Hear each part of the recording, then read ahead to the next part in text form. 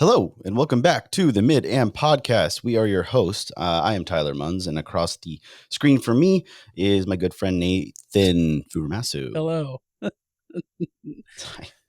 Nailed it. stumbled, which is foreshadowing for how my my round went. And so, uh,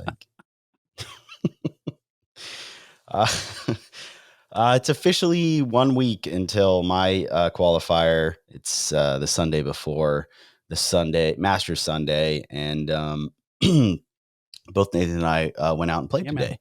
And we thought we would review scorecards with each other just to kind of talk through the state of the games. And then Nathan also had a lesson recently, which I believe he mentioned on last week's episode. So thought we'd kind of talk about that and how that's going, and or what that was like going through, which I'd imagine is probably one of your first like fully remote type lessons. Yeah, I've done like a couple, but this was like, I would say yes, this is like the first full meal deal. Cool. Yeah. So we'll talk about that and where you kind of want to take that as it relates to making changes, kind of right in the middle of the season, and then what you're planning on doing towards the end of the season. But before we jump into everything, we'd like to say thank you to the sponsor of the Mid-Am podcast, Adele Golf. Adele Golf has recently put out their Array series of putters, which are engineered for adjustability and total putter customization. The Array putter line from Adele Golf takes the guesswork out of putting. With 4 different head shapes, 4 interchangeable hosels, and multiple alignment and weighting options, now you can confidently roll it knowing that your aim bias and stroke type are accounted for. Learn more at Adele Golf, that's EDELGOLF.com, because even one shot can change everything. Thank you, Adele. We appreciate you. I am very appreciative because I got to play some today, and it was the first time out on the course with the wedges. Yeah, the man. Wedges, the SMS. And they did great. They did such a good job. I bought them each a candy bar afterward, and they got stickers. Proud Papa. Yeah. Well, why don't you kick it off, man? Let's hear about hear about your round. So I played 9 holes this afternoon because I had my daughter with me, and so I didn't really feel like I wanted to try and fun stretch that out. So we just did a nice little afternoon round at a course called Cross Creek, towards the coast from where I am in Salem. It's 20 minutes west of here ish. Yeah, it's a fun little course. And was out there with Elliot, my daughter, who is 7, and she likes to occasionally swing at golf balls. And we just had a time of it, rented a cart, I packed a lunch, we had snacks. She had, we had the Bluetooth speakers. She was streaming Bluey every now and again when she didn't want to hit, it was awesome. Yeah, I'll bring you out. I'll pack you a lunch. We'll put on your favorite Netflix show. Yeah, it was good times. Gosh. And I tried to film a little bit here and there to grab some content, and you'll probably see some of that on the socials. But it was a good round. Anytime you're playing with a child, someone or like something similar would be like a beginner, someone who's going to take a lot of your attention away from your own game. I feel like it can kind of go either way. It's like either you play really well because you're not paying attention, or you can hit really good shots because you're not paying attention, but then also you kind of aren't paying attention. So the score isn't necessarily always there. I actually played halfway decent today, but that's neither here nor there because that wasn't even really my focus. I went out today mostly with the goals of really, trying to focus on my processes, on, the swing feel that I'm working with right now, and also trying to, something as a phrase that I've heard, I can't remember where I heard it, but I think it was like mental golf type or something like that, but holding the target in your mind. it's a lot of mental golf or sports psychology stuff. We'll talk about this, but basically, like, how do you stay target oriented, essentially, external versus internal, or whatever you want to, however you want to classify that. And I had somewhat of I've been thinking about that a lot lately, and just trying to remember back to previous rounds that I've played where I felt like, oh yeah, like I did a really good job, like using my imagination or like envisioning the shot and keeping that in my head. Or, I've talked about, how sometimes I feel like I can kind of hear the course off to my side and hear my target. Or it's more just like I perceive it out there somewhere, and for some reason that gives me some directionality, as far as like engaging the other senses. So today I was trying to, I've been thinking back, and trying to remember the times that I've done it really well and figure out what was different. And I had this thought that, and I can't remember what pro I've heard say this, but, a lot of times when we picture the shot in our head, it's from that side, like from your perspective at address. So as I like stand over the ball and I turn my head and look up, I take a snapshot of that, right? Or like I'm envisioning the target and the trajectory and things like that from that perspective. And I always really struggle with that. But there have been a few times where I stood behind the ball before I even set up to it, and was really trying to envision things back there from that perspective, like face on. Sort of like a lot of my golf visualization always goes back to like video games, like, Tiger Vision, or like honestly Mario Golf, a lot of that. So, the perspective of basically like if you were seeing drone footage, like it's the shot kind of at its apex arcing down towards its landing spot, and you're looking at it square on. For some reason, when I envision a shot that way and I try and keep that perspective in my mind, even while I'm standing over the ball, which is, I've reoriented myself. For some reason in the past, that has yielded really good shots for me.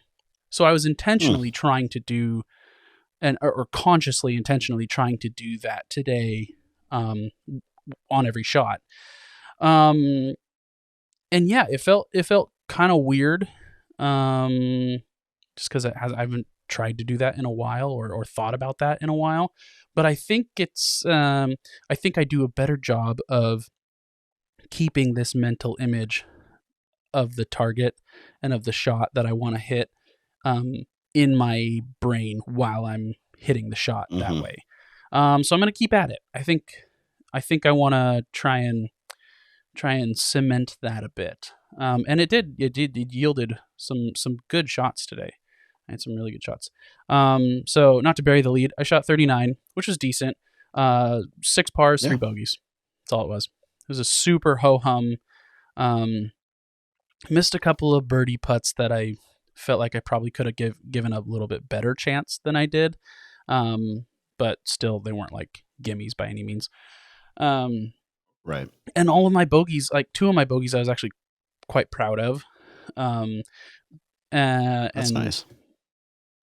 Yeah, we can get into that a little bit. But, historically, my approach game, my iron game, has been my weak point, since we did TrackMan stuff, and then also just playing together. Yeah. And post lesson, there has been quite the reformation, where like my misses were just like a groove or 2 thin, but not like, which doesn't kill you. Yeah, which doesn't kill you. And also like straight, which was awesome. So yeah, let's see. So first hole, I was kind of just trying to get us out onto the course. When I'm with my daughter, it's like, I just want to get us out there, and then I can manage her running around and having a good time or whatever. But like, I don't want, there's more eyes on you around the pro shop and on the 1st and 10th and 18th or whatever, right around the clubhouse there. So I was like, let's just get out there. So I ran up popped a driver down there. It's a short-ish par, 390, par 4. Yeah, mid-length. It's just average. Hit a good one up the right side. Wedge, or not wedge. Had like 150 in. Hit a good one, and had about 6 feet for birdie on the first hole. And that was one where I was like, I was in a little bit of a rush. Didn't probably give it a fair shake. So this is where I have to give myself a little demerit for going through my processes. Like I want to be looking at putts from all angles and pulling the pin and doing all this stuff. And I had my daughter asking me about something, and I was trying to make sure we got ahead of the group that was going to tee off after us. It was the afternoon, so it wasn't like busy, but I wanted to get out and ahead of people. So I just missed it, kick in par, no big deal. Second hole, par 5, pretty ho-hum par there. Third hole, par 4, pretty ho-hum par there. The fourth hole is a long par 3, which I historically really struggle with. It's usually there's like a pretty decent amount of wind in and or across, and the way the hole just doesn't, it's the way it's built, it just doesn't fit my eye. Something about it, like I always end up missing short and left, which is the worst place. But yeah, today I just I did my stuff, went through my routine. So stood behind the ball, took a couple practice swings for feel, just kind of loose practice swings, not like full practice swings. Pick a line.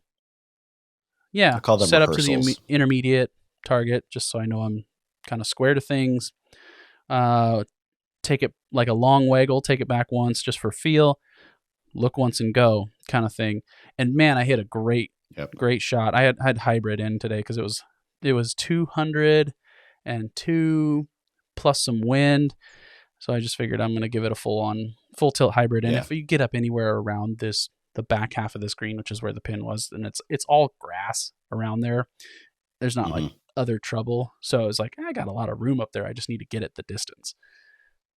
So long was fine. But I didn't hit it long. I hit it like maybe 20 feet short of the pin, which was middle of the green, or middle plus of the green. Great shot. Kick and par there too. So that felt really good. Hole 5 is that was 4. Hole 5 is a long par 5. It's 560. There's water all up the left, where I have visited frequently. And then there's also, if you hit it real big and up the right, there's actually a pond that comes into play for a lot of the second shot and the approach along the right side of the fairway or the hole. So you don't really have, it's a pretty wide fairway, but you don't really want to get crazy with it. And honestly, I'd probably be better off just hitting like fairway wood or hybrid, just bunting something out there, because it's a 3-shot hole for me pretty much anyway, or definitely anyway. Yeah. But I always want to hit driver because it's a long hole, and I'm like, and it's wide. I should be able to hit driver here. Like there shouldn't be an issue. Yeah. Right. So I hit driver, caught it pretty good, and it drew. And you know what? Actually, it wasn't like the hooks of yesteryear, in the pre-Matt era. I'll say Matt's the name of my coach. PME, the PME. It was a tight little draw that I just started up the middle, and that was the wrong start line. So so you don't feel I too honestly thought bad I was going to find it. It looked like it was going to, like land in inside the hazard line, and it's soft enough out there that I'm like, this is not going to bounce. I'm going to find it. So we went up there, we got up there, and I didn't find it. Which is a bummer because I'm like, dang it, I haven't hit any of these. I hadn't hit a left shot yet today. Even hit driver a few times. It was all good. Like I'm swinging good. I was even par to that point. Like this is a huge fairway. All I had to do was boop it out there and hook. It wasn't a hook, but it felt like, felt like that in my heart. So I was, bummed. And then I started to hear like this.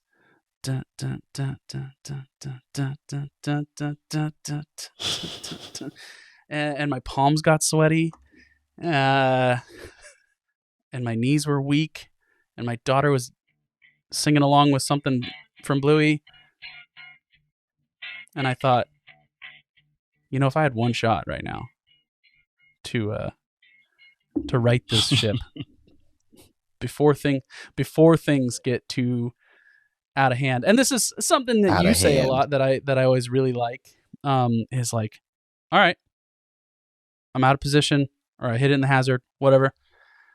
I'm not walking out of here with worse than bogey. Like, this is a bogey hole. That's all we're doing. We're keeping it to bogey. We're getting out of here and just cleaning it up. And, I was going through, a myriad of emotions.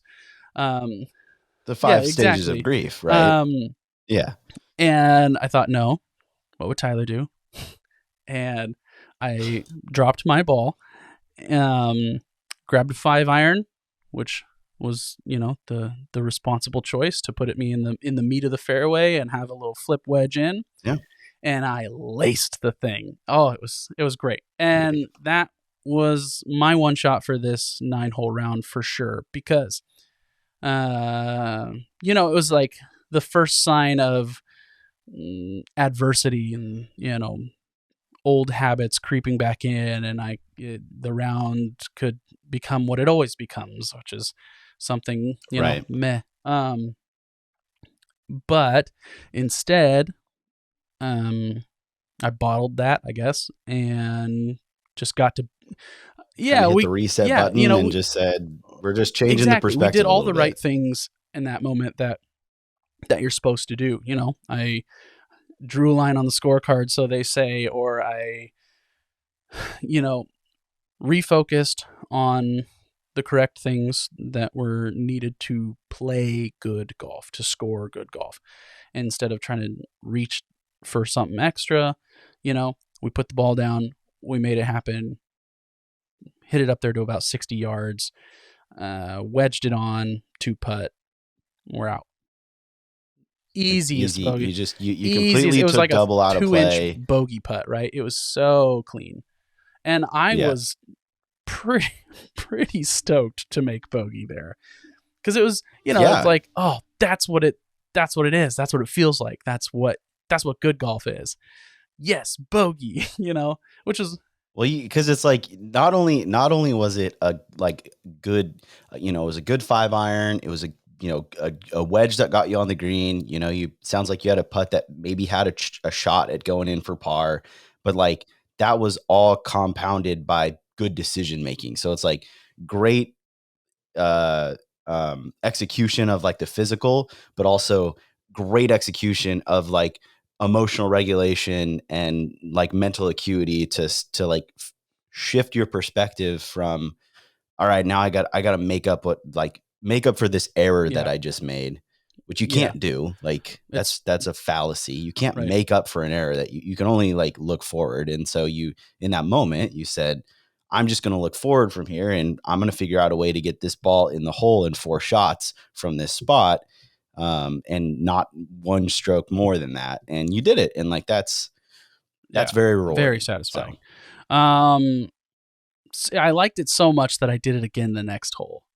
So I went ahead and hit a tee shot left. This one was like Jordan 96, 97. I was in a rush here. There were extenuating parenting circumstances on this tee box. That's an excuse, but it is what it is. I hit it left again, though not terrible. Like I thought I was going to find it. And I didn't, so I dropped and put the next one on the green and 2-putted for bogey and got out of there. It was, twice. So I was like, cool, I'm getting reps. And I wasn't, I was trying to stay neutral. I was trying to just like, let's let it develop.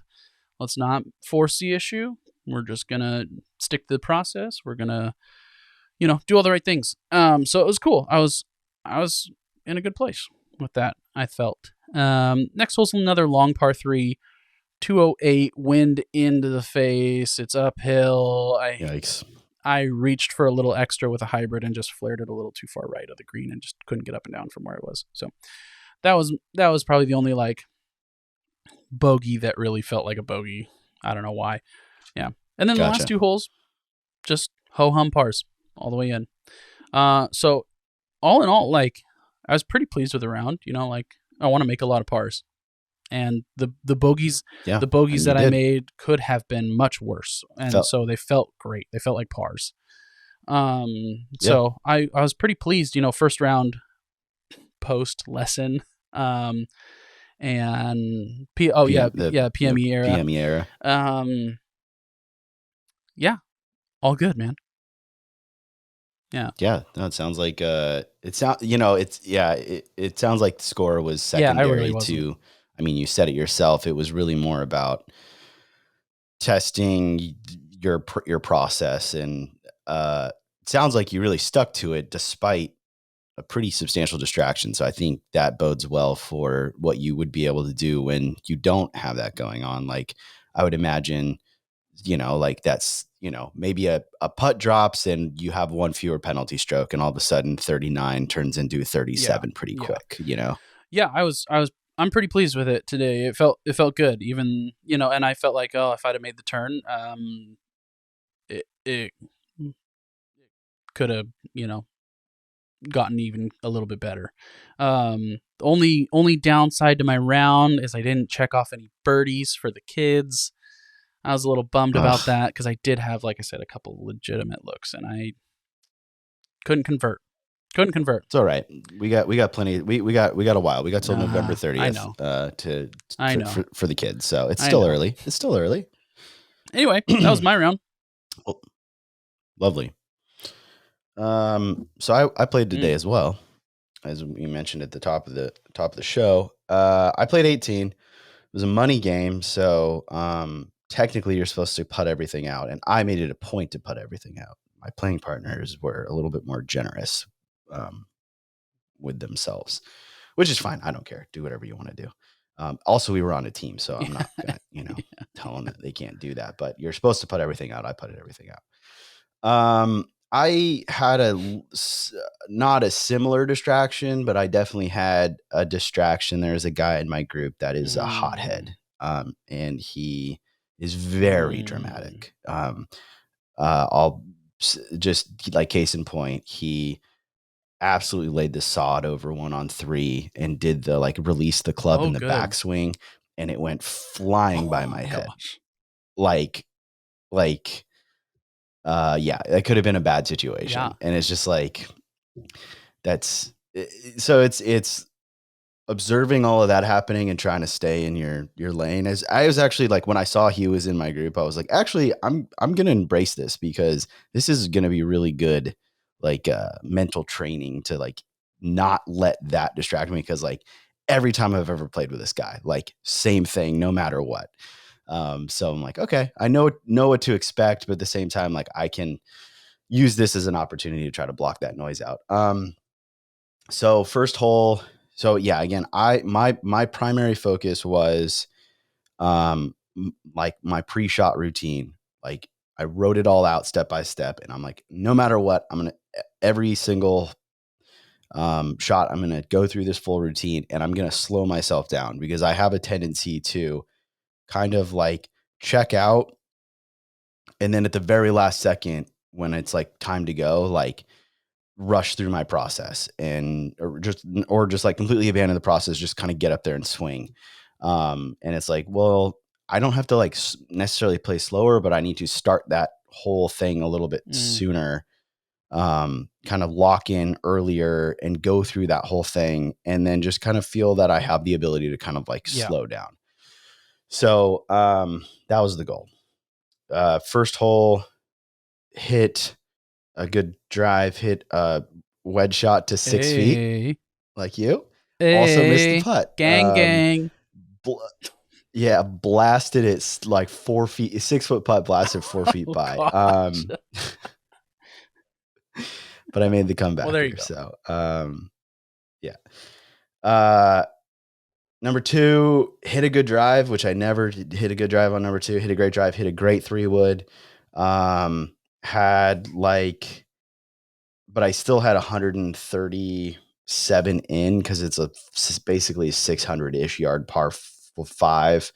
and it was soaking wet. So ball was just not going, not traveling, or wasn't rolling.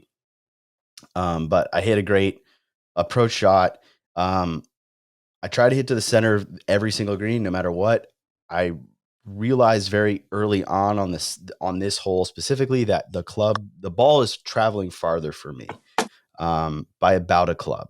So I tried to hit the center of the green. I was at the back of the green. And that, like, that wasn't wind or anything like that. It was just like the ball traveled farther, which is good. Something I've been wanting to do. I've just got to get used to it. So I had like a 33-foot putt. And I'll preface the rest of the round by saying the pin positions were diabolical today. Whoever set the pins needs to get laid because they were mean. And like, I'll get into it later in the round. I got very whiny. And that's something that I wish I wouldn't have allowed myself to get in, like that headspace to get into, but like they were really, really hard. There aren't many good pin like spots you can put pins on the greens at Persimmon because they're small and they are crazy undulated. But like these pins were just so bad. Anyway, so this pin was just on a little knob that was basically like a 6-foot turtleback like knob thing. So 33-foot putt. It like rolled out into the right or to the left of 5 feet, but I made the 5-footer, so that was cool.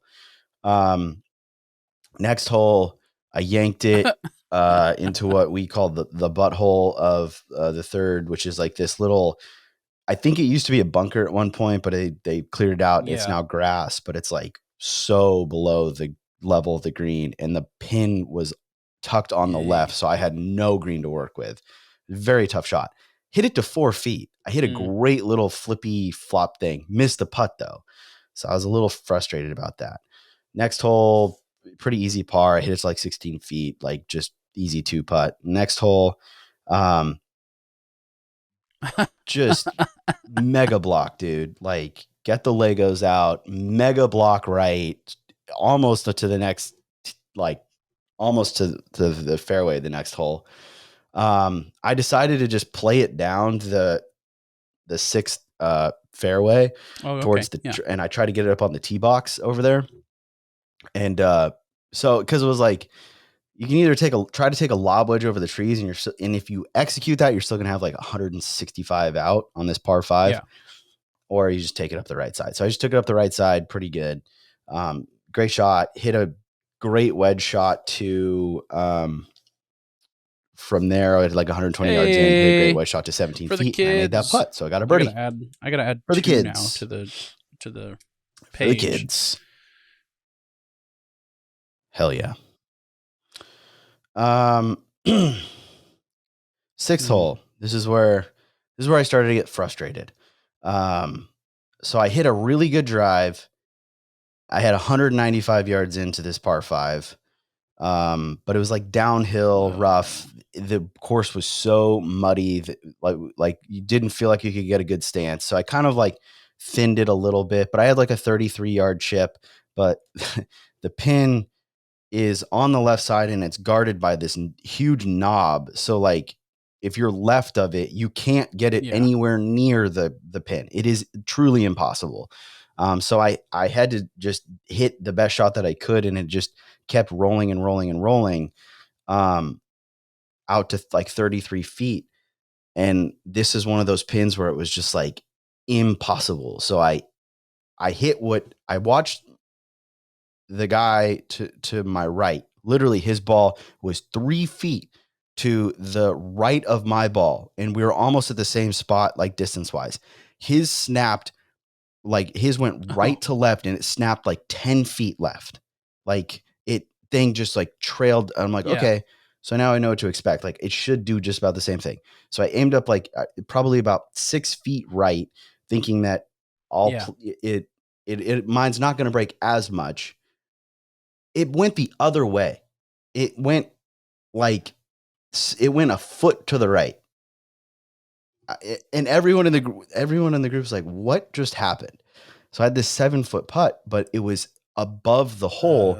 And this is it's just a straight downhill putt. So if I don't hit the cup, like so I didn't make that putt. It rolled out. So I three putted from 33 feet. I was a little bit frustrated. Next hole is hole 7, which I hate. I pushed it. I pushed my tee shot a little bit. And then like, I just kind of got a little bit too, well, not that I tried to get cute. It's just like, you have to, like, there's just you don't have a choice. So I try to hit like a very soft, like pitch shot. I missed my landing spot by like 2 feet. So it kind of hung up. So I had like a 18-foot par putt, but this is an 18-foot par putt that I had to aim at least 15 feet right, get it to stop kind of dead in line with the cup, and then watch it do a 90-degree left, like roll down. And it like barely got it. I was like, it almost went in. It like kind of just grazed past the lip at just the slowest speed you could think. And it still rolled out to 5 feet. And I missed that putt. 8, I hit a great tee shot. I hit a great wedge shot to 14 feet. But again, this is one where it was like, if I don't make it, it's going 8 feet past. There's just no, like, there's no other option. It has to go in or it goes 8 feet past. And I didn't make it. So I had an 8-footer and I missed that. So I like 3 putts in 3 holes, bogey, bogey, bogey after being even. And then, get up on 9. It's a really tough driving hole. It's 352 yards straight downhill. But it was back about 20 yards. So it was like 370. Wind's always in.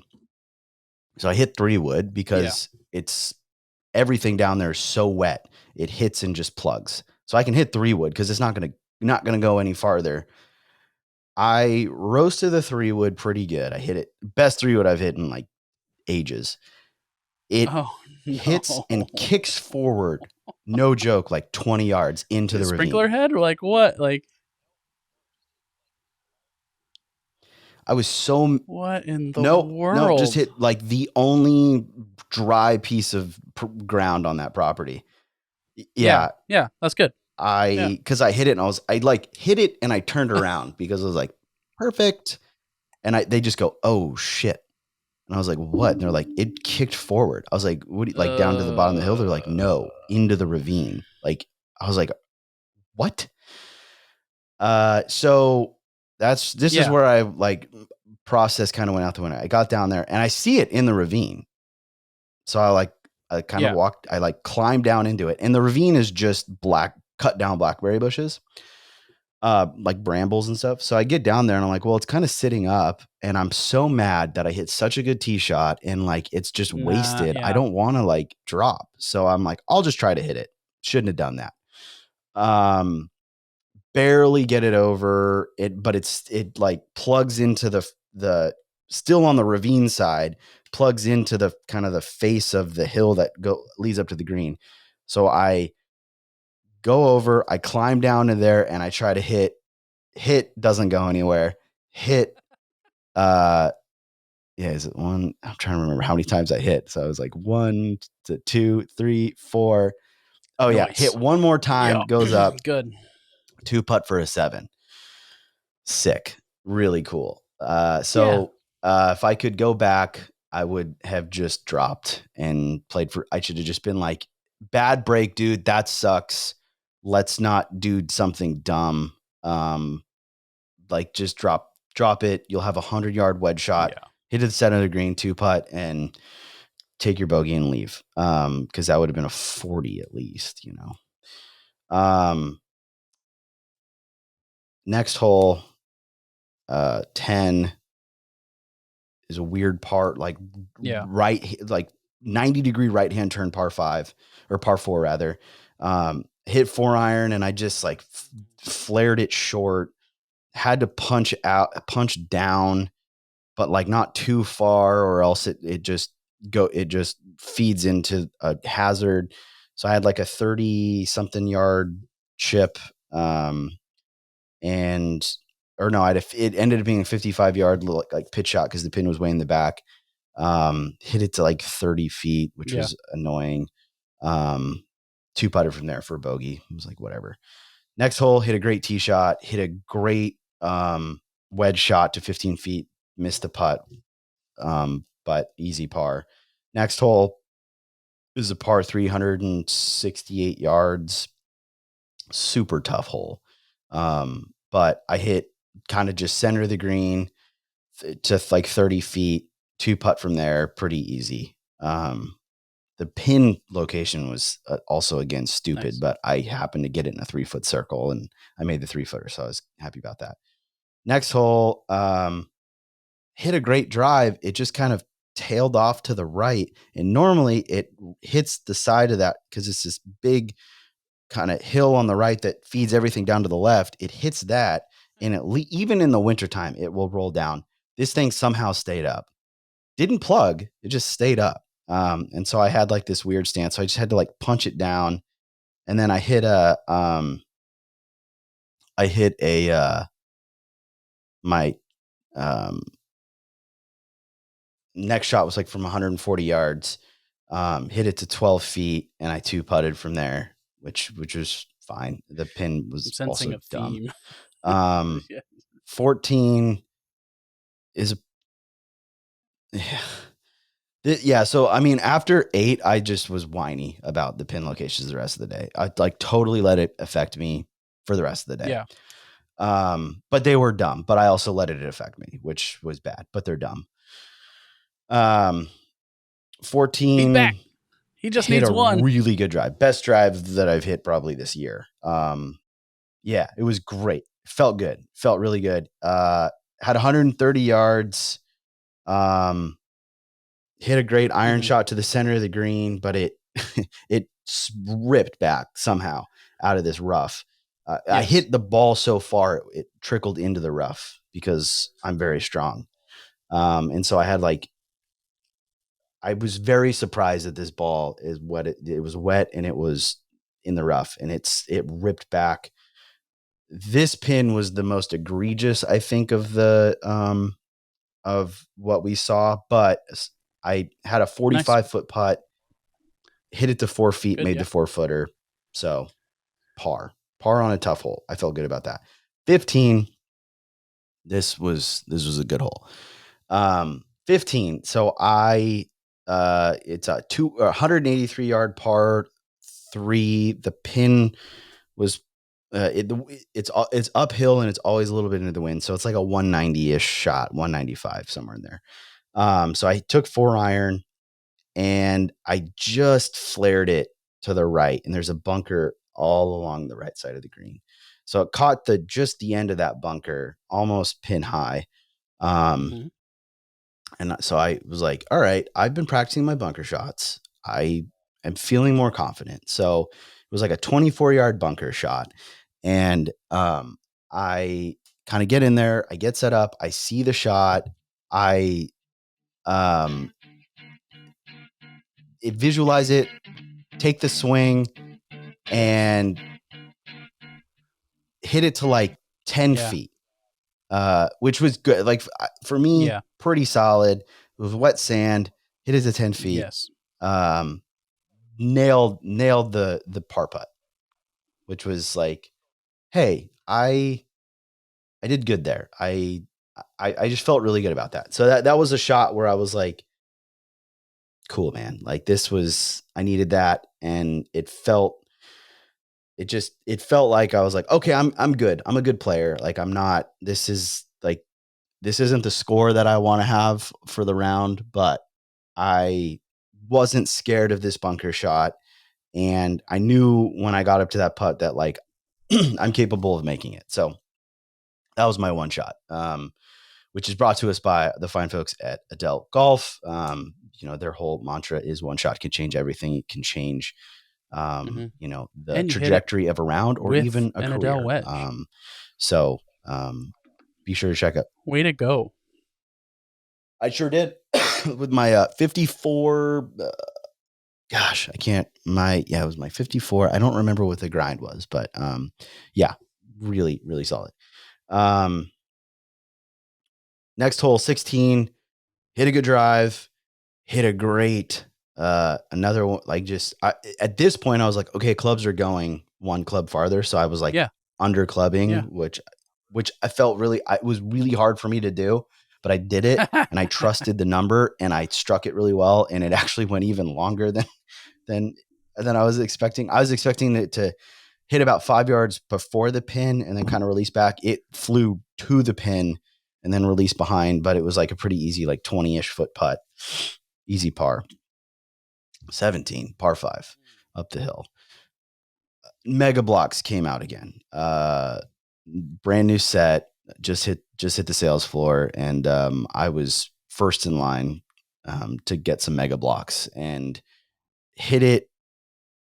We found it. It was plugged in just like a swamp, and I had an 8-iron in my hand to hit it over the trees. And then inexplicably, I think I was possessed, and I went back to my cart because I took a cart for the back 9. And I grabbed a 7-wood and Weird. Didn't get it over the trees because that's impossible. They go high, right? Yeah. Yeah. I don't know what I was thinking. And so then. Sure. Yeah. It's a high lofted fairway wood. So whoever sold that to me is full of shit. It's easier to hit than your driver, but you'll hit it just as far. So hits the tree. Yeah. Yeah. Hit the tree, kind of comes down. We find it. Hits the tree, bounces right again, which was cool. So then I had like 100 and probably 60 yards. And I was like, I can get a 6-iron up over those trees. Couldn't get a 6-iron up over those trees. The 6-iron has more loft than a 7. Right? So it hits the tree, gets knocked down. You should have been able to. It does. Yeah. Yeah. Yeah, but that just goes to show you that the 7-wood really had no chance if the 6-iron couldn't do it. So then I have a 50-ish yard, I had a 85-yard wedge shot, weird side hill lie. I actually hit a good wedge shot. Shout out to Adele. Hello. And had a 24-foot putt, but again, these pin positions are horseshit. And it was another one where I hit it and it went 8 feet by. Literally I know it sounds like I'm just complaining, but like genuinely from where I was, there's nothing hole, like if it does not hit the hole, it is going 8 feet by. And yeah, it's hard to do from 24 feet. Didn't want salmon. I said it 4 times. So 3-putt, another 3-putt, 4th 3-putt, third 3-putt, third 3-putt. Yeah, third 3-putt. Okay. Double. Broke a lot of rules on that one. Why not? Then 18. Just the most uncommitted driver swing I think I can remember. This thing went super far left. Had a window. It was like probably 180 yards. Had a window. Should have just chipped down to the bottom of the fairway. Try to get up on and give myself a chance at a par. Didn't do that. I was like, nah, fuck it, dude. I'm just going to go for it. And hit it into the brambles again.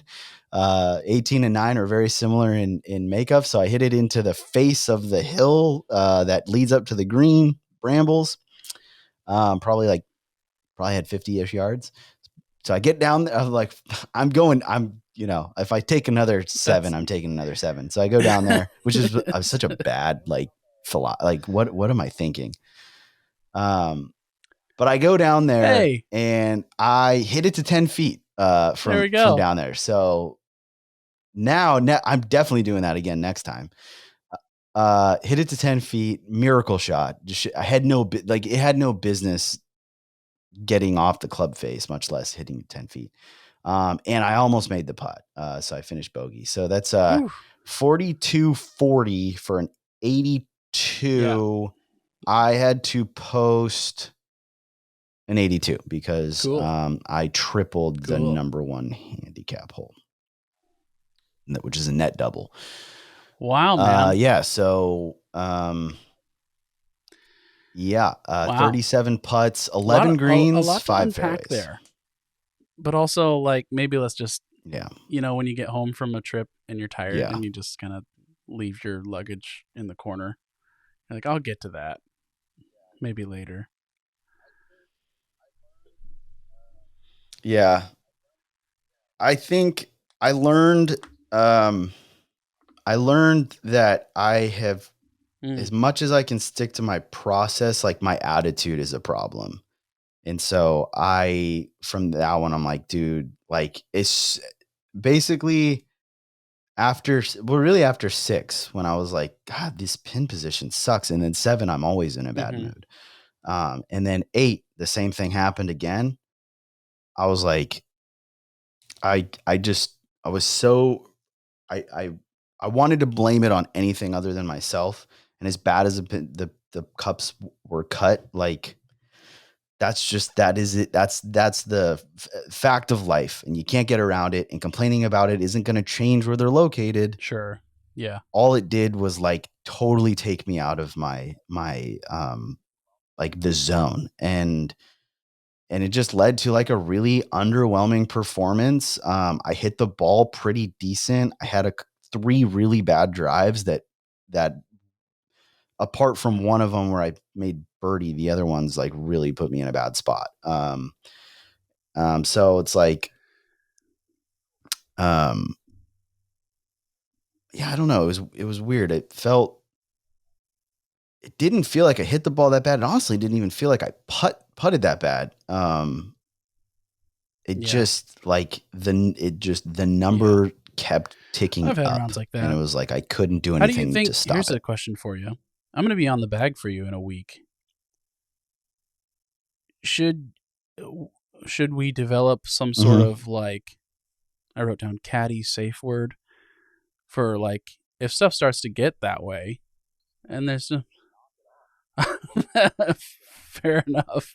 Just tell me to knock it off. Just say, dude, knock it off. All right. Fair enough. You're being a child. You're not a child. You're 33 years old. I need the tough love. I need the right. Like, stop embarrassing yourself, you know? Right. I don't want to hear you whine again, or we're turning this car around and we're going to go home. That's what I need. Yeah. I need dad on the bag. I can say, do that. Dude, shut up. I'm not going to have to just play golf. I can't. God. That's just it. Yeah. Yeah. Well, that's, yeah. No. Yeah, but I think like for the most part on the holes that I did really like go through the routine and slow myself down, the results were good. They were fine. It was just when things weren't going well. Yeah. Then I mean, I got just a little, at the same time though, like got in my feet. Everyone does that. And if it were really easy to not do that, the average golf score would be far better than it is. So, you fell victim to the same thing that we all do here and there. Just, it happens. It's good that you've taken some nuggets of wisdom away from it and are able to say like, okay, look, I can see. You can still notch a few things on your belt and say like, okay, I can see that when I do the right things, right, it pays dividends. And I can see a direct correlation between this behavior and I wrote poor scoring outcomes, so like that's good. That's still good stuff. It just doesn't feel good. Yeah.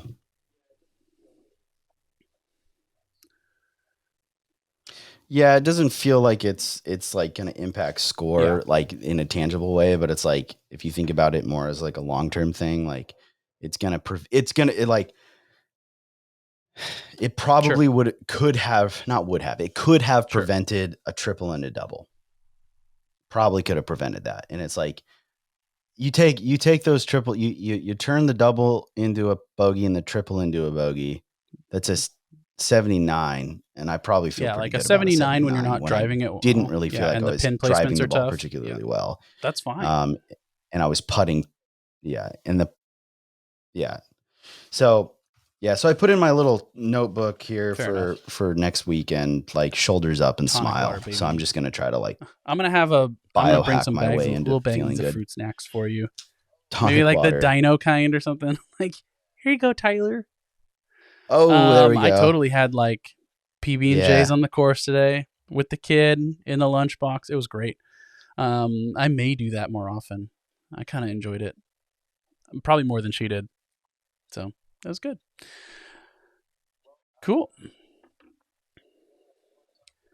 Perfect. Well, do you want to talk about your experience with pre and with Mr. Matt era, I suppose. Eras, briefly anyway. Because they're actually, we could probably rap about it for a long time, but just to keep it concise, I have been advocating that people should work with a golf coach forever, and have not heeded my own advice because a lot of times I'm a conceited asshole and I think I'm smarter than everyone, and I I have a it's very clear brave of you. Wow. And I would say well-rounded understanding of what needs to happen in the golf swing and what good golf swings look like and how to get to that place. And so I've kind of just always gone it alone and been like, well, I don't want to have to deal with somebody else's ideas if I'm going to disagree with them. And so a lot of finding the right coach for me has just been like, okay, can I find somebody that I respect, that I am going to listen to, that I like their perspective, that also doesn't cost $800 a lesson, right? So luckily,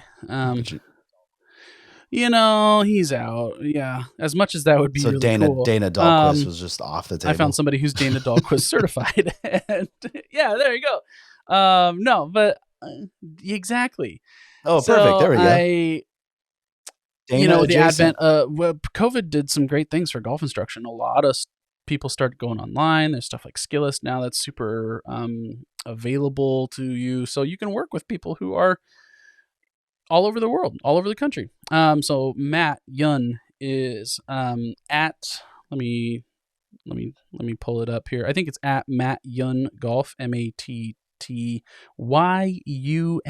Golf on Instagram. Yes. He is in New York, and I like his style, and I have followed him for a little while and just thought, you know what, I'm gonna pull the trigger.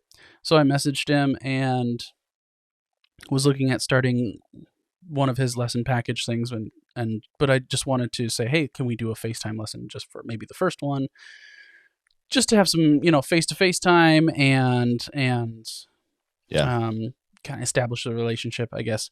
Have a little DTR, and yeah, I sent him some videos beforehand. We hop on the call. We chat a little bit about like stuff I've been trying to work on, problems in my swing, what my typical miss is. And he goes, okay, well, cool. Well, let's try this. First thing, let's have you drop your right foot back for now. And that's going to encourage some proper pivot motion. And then as you take the club back, I want you to forget everything you've ever been told or that you've heard nowadays on social media golf instruction about keeping the club face square to your swing arc or square to the plane or matching it with your spine angle. He's like, throw out all that stuff.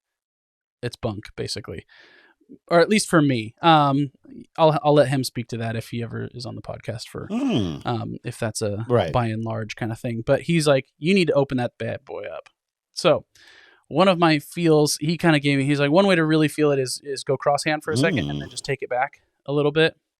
And you'll feel the right hand, the trail hand hinge a whole lot, and the lead arm will kind of work up and over. And if you look, then the club face is nice and open. And I would say even then like flat on the plane, right? Instead of square to the plane, it's dead open 90 degrees and flat on the plane. So that's the space I'm trying to get into. And I was like, okay, cool, I'll try it. Like I'm not going to argue with somebody. This is it's a drill. I'm going to try and see what this field does and promotes. Like, cool, let's do it. So I step over to the ball and he's like, good, that looks great. Drop the trail foot back a little bit more. Yeah, that looks like you're opening it up nicely. Cool. All right, well, let's hit one. Go, just, give me one about 70%. And that would be, the monolithic marker in time that marks the pre-mat era and the mat era. Well, the PME, yeah, the PME and the ME. Because the little buttercut that came off of this 9-iron, I think it was so delicious. It was like, it was a little, croissant. Scrumptious. And then I proceeded to hit an entire bucket full of them. Hopping around from 9-iron, I went up to 6-iron. I was like, cool, let's see what happens when we get longer here. And then I was like, what about hybrid? At one point, Matt's like, I bet you're one of those guys that struggled to hit 3-wood off the deck, right? And I was like, yes, I am. Thank you. And he's like, well, you're probably going to find that changes now.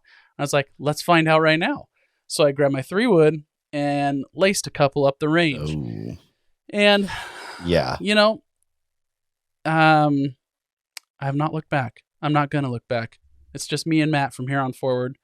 And we can get into a little bit more of, how things are going to progress, maybe at a future date. 'Cause I don't really know. At this point, it's kind of like, hey, do this, experiment with it, play with it, see how it feels, and let's reconvene. And so right now I'm just playing with it. I'm dropping the right foot back a little bit. Probably not as extreme as when I'm doing the drill, but just enough to kind of give me the feel of it, and trying to turn that club open on the way back by whatever, P4, P3.5, P4. And yeah, man, I'm liking it. I'm liking where it's going. I see changes.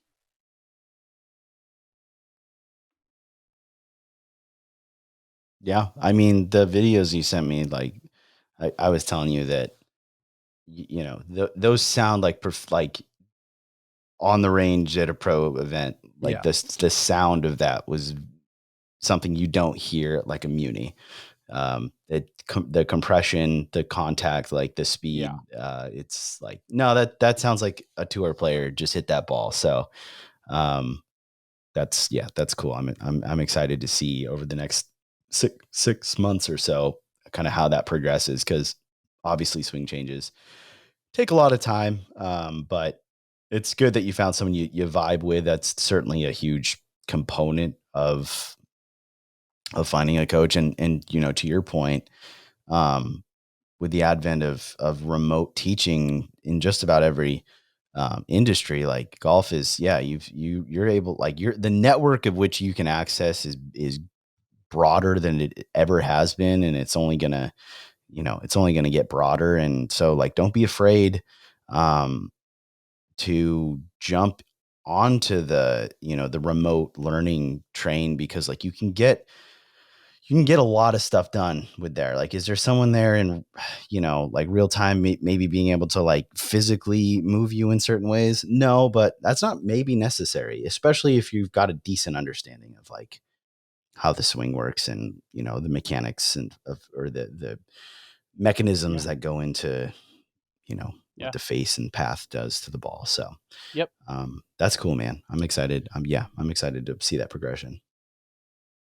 So, all right. Well, I think that's going to just about wrap it up. Thank you so much for sticking with us. If you have been liking what you've been listening to, which I would imagine you do if you're this far into it, after my bitch fest, then please rate and leave us a review on whatever app you listen to the podcast on. We'd very much appreciate it. I'd have some plans on doing some giveaways for folks who leave us reviews. So that'll be coming out over the next month or so. If you'd like to find us on socials, we're on Instagram at Mid-Am Podcast. You can find me personally at Fade and Fairway. You can find Nathan at Nathan.Furamasu and at Thistle Leather Goods. I'll put all of those links in the description. We'll also throw a link for Matt in the description as well if you'd like to reach out to him.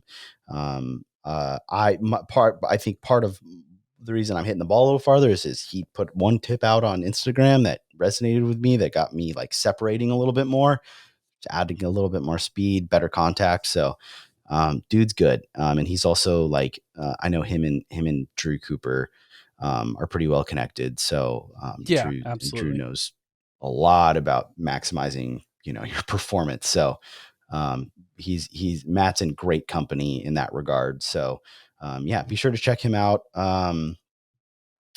Please be sure to check out our Birdie-a-thon.